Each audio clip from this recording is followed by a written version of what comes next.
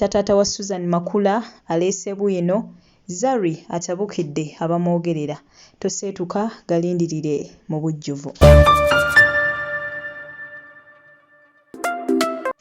Kansubire nti muli bulungi yonna gye musinziira okubeera ng'ate mumpuliriza mwabayita mu bizibu eby'enjawulo mbasaasirako sanyukirako mwe mwenna abatuuse ku buwanguzi abakuziza amazaalibwa olunaku olwaleero mbagaliza amazaalibwa amalungi ag'essanyu so ng'ate mmwe abafiiriddwako abantu bammwe nsaba emyoyo gy'abagenzi Katonda giwumuze mirembe agiramuze ekisa bw'atyo agumye emitima abaka ab'enganda ssaakaate n'ab'emikwana amanya enzo Omumbejja Aisha Nasolo butereevu mbantuse nagandese essaawa eno yennyini naye ng'ate toseetuka kubanga ate komawo n'amala mangi nnyo mangi ddala waneno ngenda okusabira gwe wenna atanaba kubeera nga tosubscribinga ku channel eno bambi subscribinga teekako akadde likinga video eno mukwano gwange tojja kujjusa era nkujjukiza kyayirako ne ku mwana muwala Sarash genda ku YouTube teekamu Sarash Media butereevu ojja kuba omufuna subscribinga ku channel ye likinga video ze bambi ate era osobole okubeera nga ate obeerawo asobole okubeera nga ate akuweereza butereevu obutakumalira budde munange ngenda kuba ate ntandikira ku Susan Makula Makula ga Bujingo ono munnange waliwo omusajja eyavuddeyo nga bw'atyo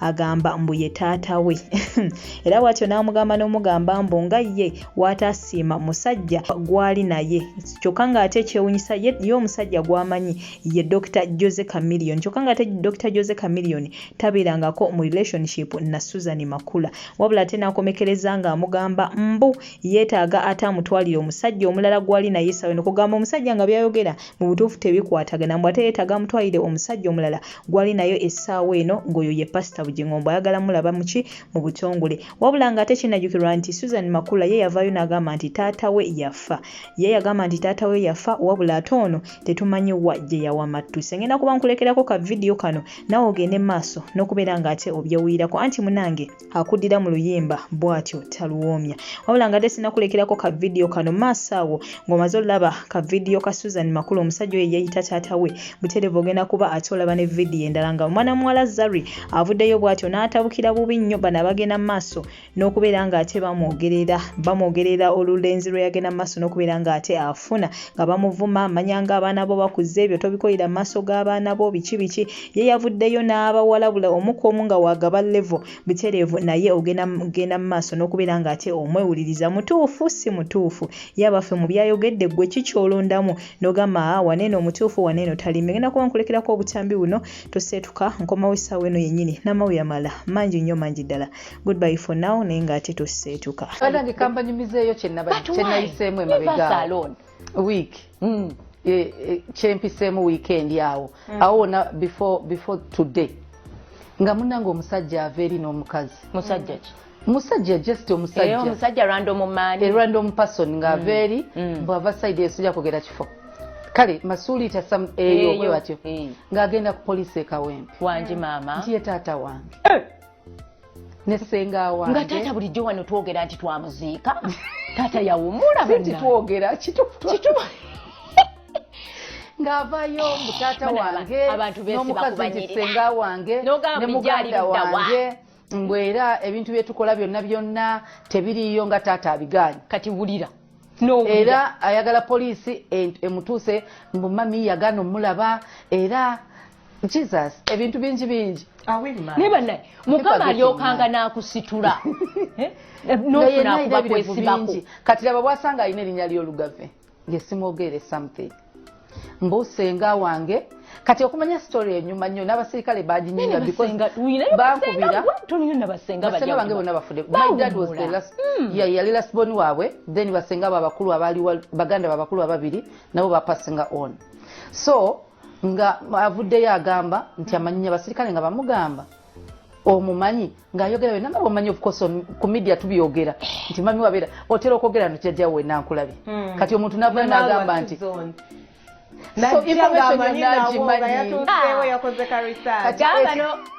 kagamba n'okunoonyereza ng'anoonyereza ekyamazeeko pulani ekyanseseza ng'abagamba nti omusajja gwe nina ye tamukola ki tamumanyi era ye si musajja wange n'agamba mbu nagenda nenkyala ne mutwalira omusajja mbuuza musajja ki Jose Chameleone wangi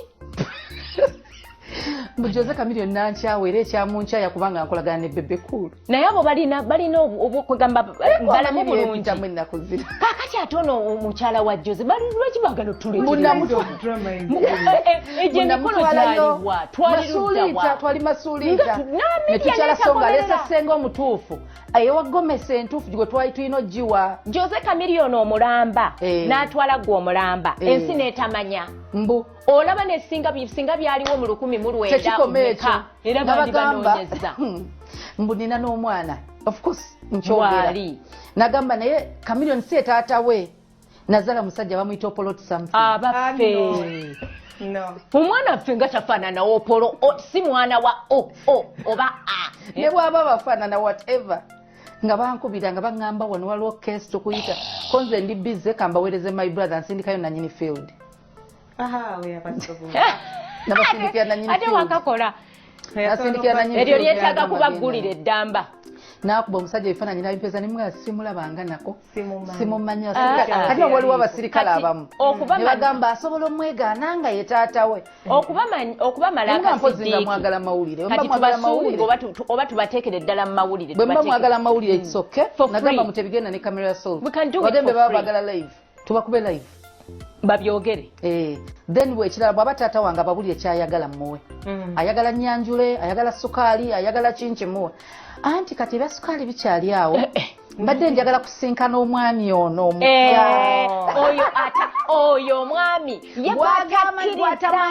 kati bwemba gwe ngenda okufumbirwa yeetaaga musinkane batuule boogere taata ne muko tubbi banoonyedda okusisinkana omwami namuwadde appointment tojjukira oli gwe naggamba nga yaleese brother we musawo emulago naffe tuli basawo mugamba oyo munno nti oyo omwami gwalina si yewuwe ono brother wange ali wano akebera omusaayi yewuwe saabikugamba yebintu omukazi ankubira essimu buli lukedde munno mugambe munno njagala mutaasa tewamugamba omwami bwali wanaamulinze. Oh, good morning, gorgeous people. Guys, I hope you enjoyed your Valentine. I hope you guys had a great, amazing, beautiful day. I literally just had a beautiful weekend. I spent it with the most amazing people, you know, my friends, my family. Guys, spent it with babe. And that is when I need to come in and say, look, guys, my happiness is entirely up to me. I don't care how much you want to have an input. Your 2 cents have really never contributed anything towards my life. Your opinions, you know, come to think of it, let me see. No, they've never paid my bills. So I'm going to do what makes Zari. I don't care who I'm going to hurt in the process. I don't care about your feelings. I don't care if you approve or you don't approve. I don't care what you have to say. At the end of the day, it is up to me and what makes me happy and who I want to be with. You understand? So I will appreciate if you really kept your 2 cents and your opinions to yourself, because I could. Honestly, I could care less. Ask me if I really care. I could care less. Hence me putting my point across to say that I do not care what you have to say about my present relationship. If it's gonna end in tears, I already said it's my tears. It's nobody's tears, it's my tears. And you know, I believe in love. I'm always believing in love, and every other love that I get into, it feels different. You know, I don't think you would ever fall for a guy and it kind of feels like what you felt for the previous guy or for the previous girl. It's always different. Why is my computer just going into sleep mode? Yeah, so, and nobody gets into a relationship wanting it to end, you know. Everybody gets into a relationship hoping it's gonna work, or it's different, and shit happens. I mean, shit happens, and most of the time we're grown-ups. If shit is happening and we're not comfortable being in that situation, then we're gonna be like, you know what, it's okay, we need to go our separate ways. So do not sit here and start judging me for. And lastly, you're always so quick to count, oh, she been with this one, she been with that one. And let me tell you something, you probably know by now, you probably can count the men I've dated. But some of you are getting, I'm not going to say the word, in private. You literally change men and women like every other week or every other day. And if you were in my shoes and we happen to have to expose you, honey, you would probably fill up a whole warehouse. You would fill up if I'm probably filling up like a room, you are filling up warehouses. That is how bad it is that we are in the public eye and our shit gets to be aired. But you, the people that are not in the public eye, you are fucking more people than anybody could ever, ever imagine. So do not sit there trying to judge me. You don't know my story. I don't know your story. And listen, I don't care about your story. I'm here for me. I'm not here for you. I care about me, not you. Oh, you have kids, you can't date, you can't do this, you can't do that. Really? How about you take my kids and try raising them by yourselves? You can't even raise your own kids. Some of you here can't even raise your own kids. Half of the time you don't even know what's up with your kids. I am full-time, 101, 10 out of 10 involved in my kids' lives. And that doesn't mean I shouldn't date or because. And since when do they say just because you have kids, you should put your happiness as an individual on hold? On hold. My kids have a whole lot of years ahead of them to enjoy their lives. Do I have the same time like them?